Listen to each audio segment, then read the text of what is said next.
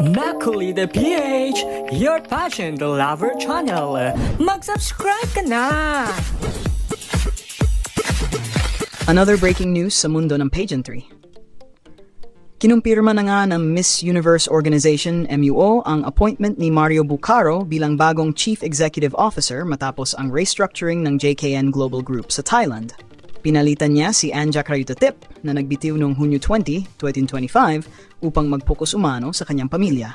Kasabay nito, inanunsyo rin ng mga creditors ng JKN Global Group na ang global auditing firm na Grant Thornton ang bagong mamamahala sa court-supervised rehabilitation ng kumpanya.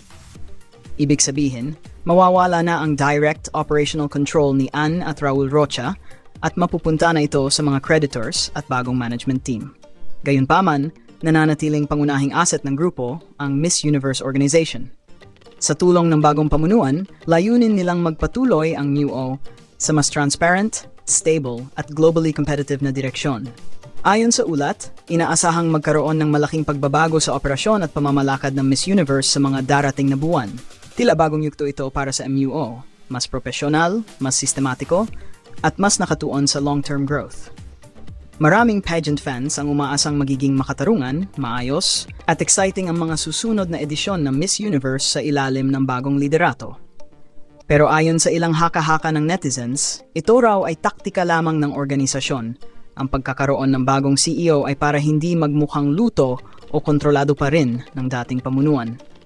Marami ang naniniwala na si Kun An pa rin ang nasa likod ng mga desisyon kahit tila umatras na siya sa spotlight. Kaya kung sakaling manalo ang Thailand, mukhang magiging maayos at natural sa paningin ng publiko dahil isipin nilang bago na ang pamunuan.